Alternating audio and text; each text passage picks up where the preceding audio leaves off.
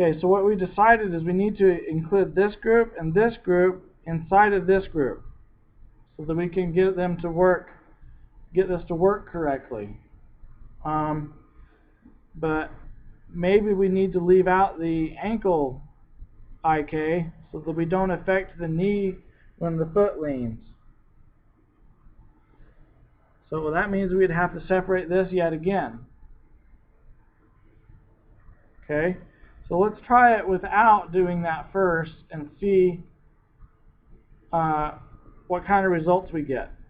So if I parent both these groups to the outside foot group and then select the outside foot group and rotate it, the foot rotates up on its side.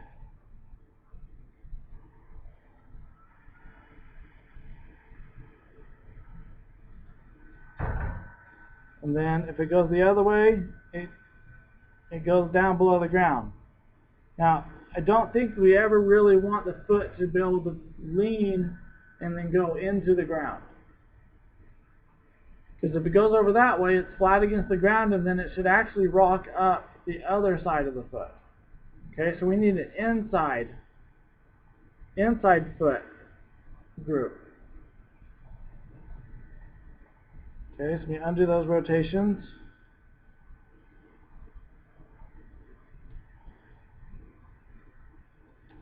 Okay. Now I think the knee, let me go back to this real quick. The knee seemed to be working pretty good in my mind for that scenario. Because your knee does have to move a little bit to rock your foot around. And we did just get a little bit of movement in there. Okay. So now let's create the inside foot group. So I deselect everything, create another null group, and I need to snap it to where the inside of the foot geometry would be. I'm going to have to guess. But typically you want it to be straight across from the other group. And so, because I'm using grid points, this is actually not too bad. If you were using vertices, you'd want to do this, pick a vertex that's almost straight across the foot from the outside foot group. So I'm going to move that in, at the inside of the foot. I'm going to go ahead and rename this inside foot underscore group.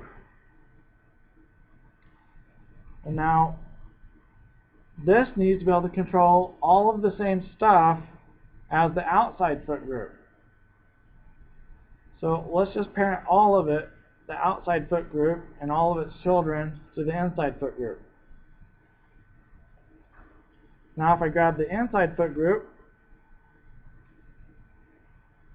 so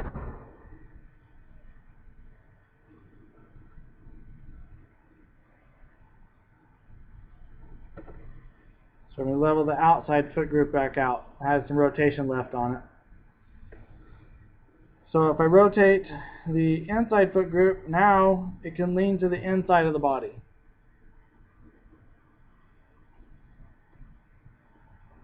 Okay, so something for the future, something to think about, is we're going to need a way to control these so that no matter how the animator chooses to rotate these outside foot groups, the foot is not allowed to go through the ground.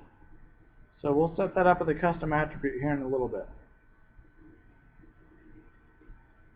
Okay, so we got an inside foot rotation. Now, what do we need to do with this heel twist and toe twist so that we can keep that functionality in our foot rig? Well, we can try to parent this, the inside foot group, to that and see what happens. And so at this point, what we're really going to need to do is we're going to have to start using more than one group at a time to see if it really holds up. So if I grab my heel twist,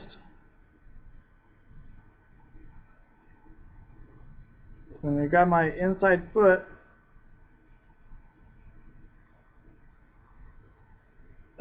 that seems to kind of work. It's a funky position for the foot to be in, but it seems to be working. Well, what if I rotate it to the outside? Well, that also seems to be working. Okay, that's good.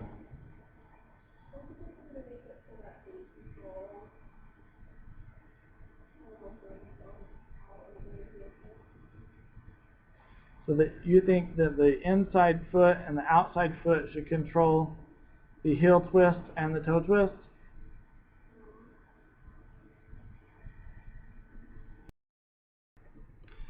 Okay, so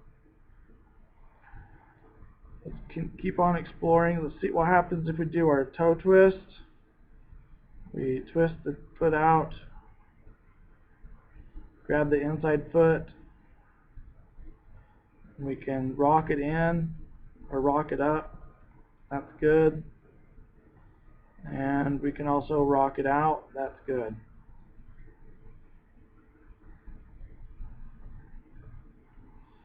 Okay, so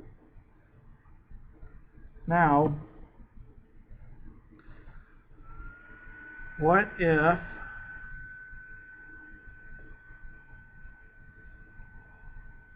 well, basically there's endless number of scenarios that you could run this setup through to check to see if it works. I'm pretty sure you guys don't want to watch me do all of that on the video. But let's go ahead and try and see what happens if we rock the foot up and try our toe raise and lower. Okay, that's still good. I'm not sure when that motion would ever be used, but it's possible. Okay, and I can also do that with the heel. Okay, so this seems pretty solid actually. So I'm going to say this is good. But now what we need to do is we need to make it more usable for the animator.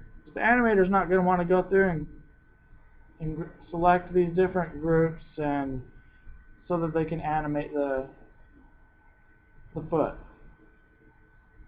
So in the next video we'll create a bunch of custom attributes and we'll hook them up so the animator can use the custom attributes to make the foot move around. We can also restrict the animator that way and make it so that they can't make the foot do things that feet can't do.